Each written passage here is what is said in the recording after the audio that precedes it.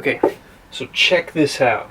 What I'm doing is I'm putting the lettering.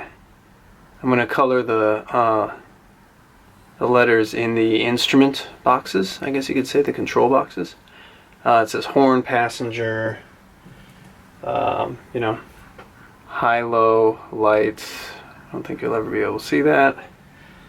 And of course, engine, stop, off, on, blah blah blah. So what I'm going to do is, now I painted all this one color, you know, black, obviously. So the idea is to make this look actually halfway decent is to get some color in here. And here's how I'm going to do it. This is the only way I really know how, and I just thought of it, so who knows. First step is to steal some of your partner's paint. This is acrylic. I don't know if it makes a difference, but it's what was around, and that's what I'm going with, because why not? It's there. So what I'm going to do is I'm going to lay some into the recesses where it says like engine stop on there, and I'm going to make this yellow. So I'm going to take a little bit, and what I do have a lot of lying around are used staples for the last seat I reupholstered. So I'm just going to use that kind of as a paintbrush. I'm going to lay it in. It's basically just a staple that I flattened out. And I'm just going to gently dab it over. Really try and get that paint in there. Dab it over all the letters that I want to be yellow.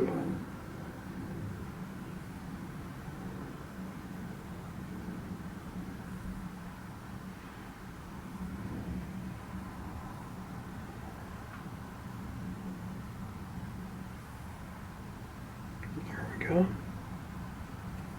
Now that if you're pretty confident it's in there, I was using a regular paper towel, but I think that's a little too coarse, so I used a shop towel, and I think I got better results.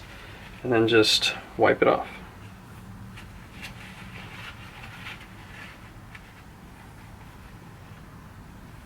And you get coloring in there. Is it perfect? No. Will it work? Yes. I may need to hit this again, or maybe think of a better way, because it's only somewhat visible. I think I can do that better. Let's see. I wonder how I can do that better. Maybe if there's a way I had like a straight edge, like what I use for spreading Bondo, I could just simply like squeegee it off. That would work well. Let me just reapply this and see where we're at.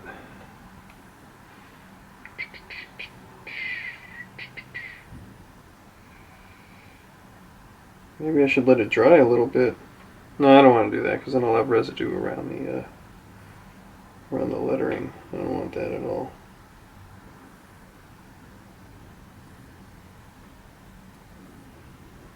Let's try this.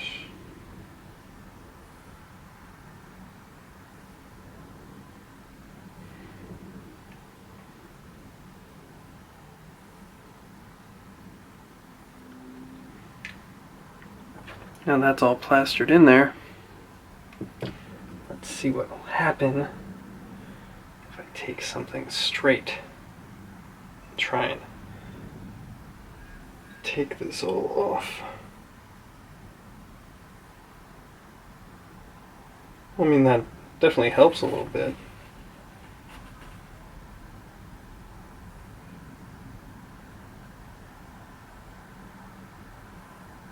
Is it perfect? No. Is it better? Maybe.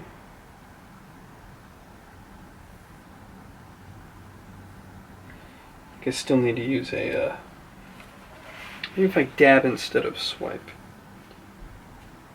No, that doesn't look good.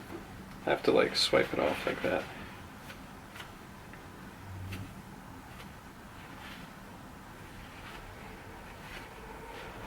I don't want any residue around it. If I press in too much,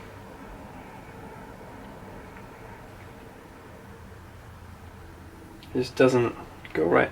I mean, it's coming in a little bit better.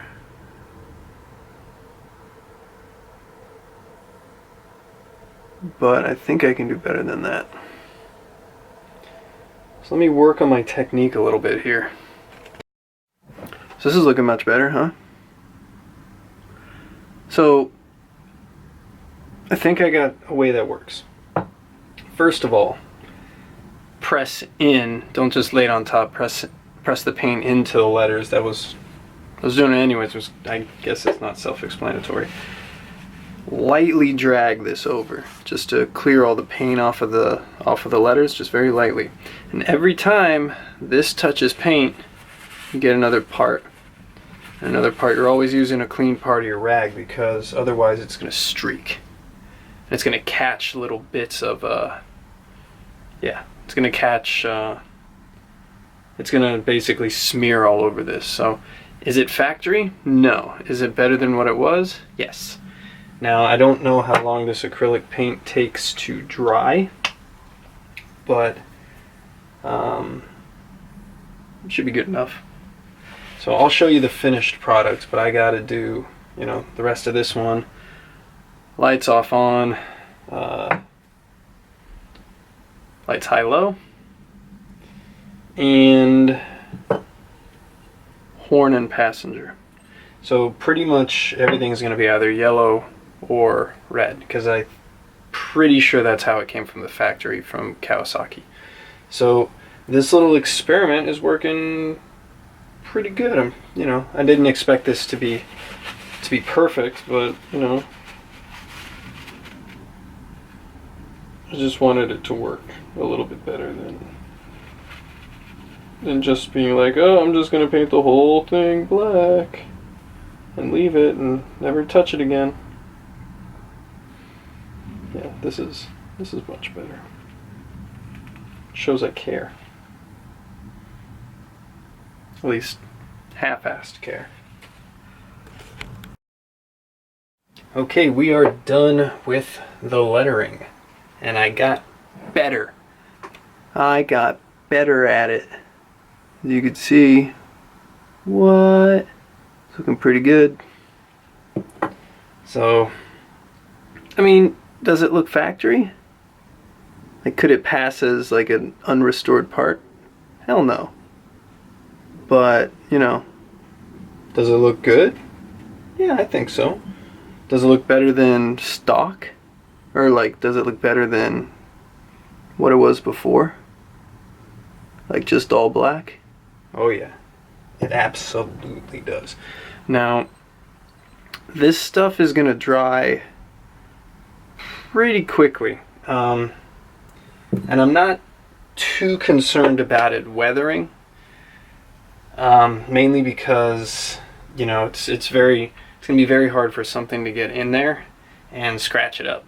The only reason why I had to repaint this was because I just painted over the whole thing. Like, really, you could still see like the coloring in this, but it was faded because, you know, it's like 40 years old. What do you expect?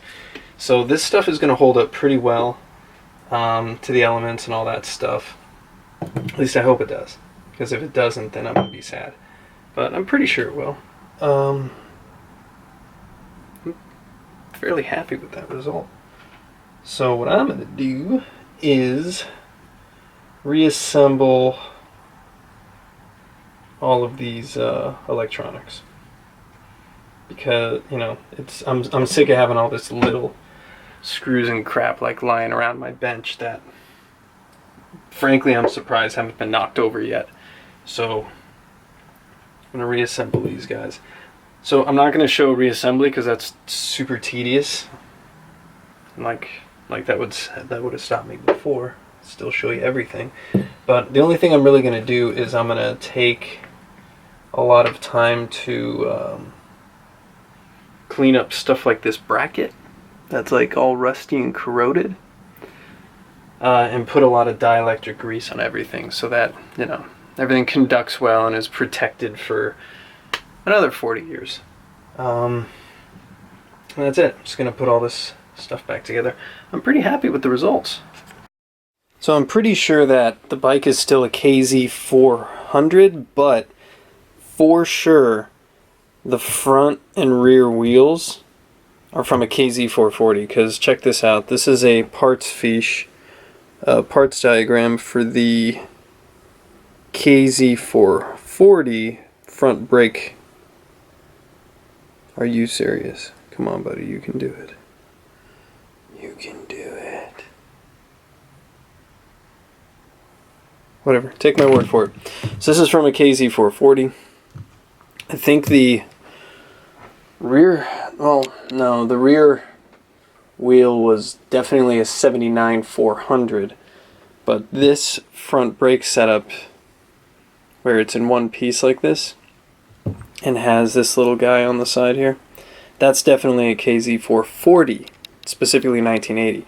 So that's what, it's slightly confusing, this this build, because of just little crap like that. Like, you know, if a Kawasaki expert is watching this and going like, well, yeah, obviously the front discs weren't blah blah blah blah blah until blah blah blah blah blah, so whatever.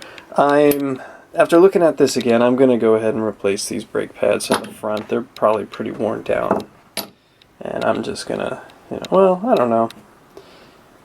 I'm gonna look up what the serviceable limit is for this, and I'm gonna see if it's within the limit, because, you know, it's still got some meat on there, but, you know, unlike a car, it doesn't have a wear indicator, so it's not going to squeal until it starts scraping. There's actually a decent amount of meat on there. I don't know, I'll take a look. So yeah, I am in the limits of wear for these pads, so the only thing I'm going to do is brighten them up a little bit, just kind of take a glaze off of them. Now, what sandpaper do I have handy here? I have 80, but that's a bit too much for what I'm going to do. Let's see here. Just gonna tear off a piece of whatever this is. Should be enough. This is 220, and really all I'm doing is I'm just sanding down a little bit of the pad surface just to take away any imperfections and tarnishing, glazing, whatever. This will help. And also, this is a good trick if your pads start making noise. Just, you know, sand them down a little bit.